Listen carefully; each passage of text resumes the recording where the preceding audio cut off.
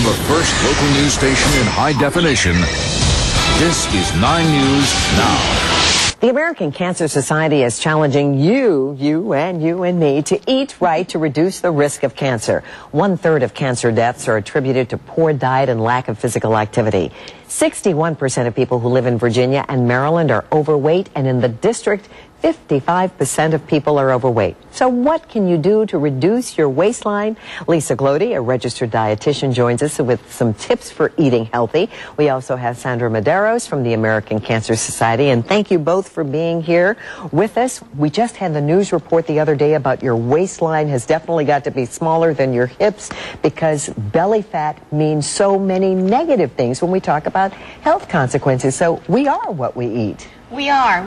And the good news for reducing cancer risk is there is a lot we can do to change our eating habits, our portion sizes, keep our weight under control, and get more physical activity. Eating more fruits and vegetables, 5 servings a day, choosing whole grains over processed grains, and limiting red meat and processed foods can really go a long way in helping to prevent cancer and keep us healthy. I know one of the things about having all of these good foods is I never find them in my home. I always have to go out and buy them. And when it gets to be a chore, people, kind of lose focus. So I know the American Cancer Society on their website, they even give you tips on stocking the pantry so that you won't have that as an excuse. Yes, the American Cancer Society's website, www.cancer.org, has a new challenge. It's called the Great American Eat Right Challenge, and you can go on there and look at your virtual dietitian who will go through your whole pantry, will give you tips for eating out, recipes, and lots of really good information. All right, and Sandra is here to say that eating right doesn't have to be boring, and it's also colorful. Tell us what we have here. At all. What we have is we have some quinoa tacos, and what those are, it's a seed that comes from Peru. Quinoa. Quinoa. Quinoa, so Q-U-I-N-O-A, and that comes from Peru. And what it is, it's a grain, it's a seed, and it provides all of the amino acids. Combined with the black beans, it creates a complete protein. And just combined with that, we have a colorful corn salsa and then low-fat guacamole. And the important thing and interesting thing about this is it's actually half avocado and half sweet peas. So what that does is it increases the fiber content and it lowers the fat content in the recipe. And then you have some fresh lettuce and just throw it all together, enjoy. And it looks wonderful. Portion control, how important is that, and do I need to weigh myself every day to know that I'm on track? Well, portions are important, and the best thing to think about is making healthy substitutions. If you eat 5 servings of fruits and vegetables a day, they naturally have less calories, so you'll take in overall less calories than if you didn't include those.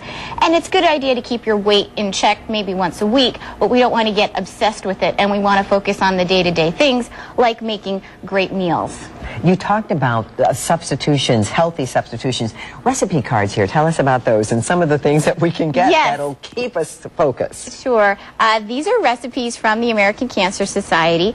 They have a new cookbook out called Eat Right. These are recipes such as a chicken and white bean soup, Asian beef salad with tomatoes and cucumbers and onions and spices and cilantro and lime, mint chocolate meringue cookies for a healthy touch and dessert, and oven-baked potato chips and fries to help cut back on your fat content. Again, that final message, making these changes in the way we eat, what does that have as an effect on my cancer risk? It will significantly decrease your cancer risk. Breast cancer, esophageal cancer, kidney cancer, colon cancer. There's a tremendous amount that we can do, and it's right in your kitchen. It's right in your kitchen, and it can look good and taste good. Oh, that's the least of it. That's just the beginning.